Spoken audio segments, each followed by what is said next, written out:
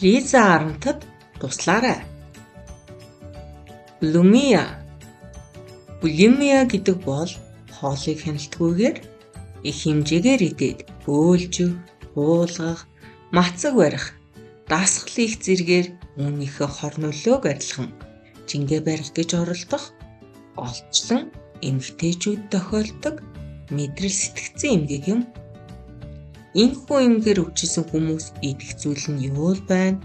Тэр болгоныг ичиж байдаг бөгөөд хит хитлэн эргээд тухайн хүний эрүүл мэндэд сөргөөр нөлөөлдөг байна. Уг өвчнөөр өвчсөн нэгэн эмэгтэй нэг өдрийн хоолны цэсийг цаая. Калифорни их сургуулийн Лиза Арнтын нэг өдрийн хоолны цэс.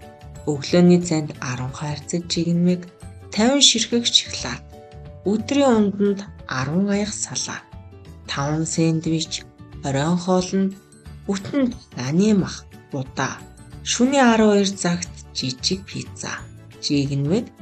Лиза таргалтаас ухаангүй байдаг боловч одоо хүртэл энэ дуршил нь хэвээрээ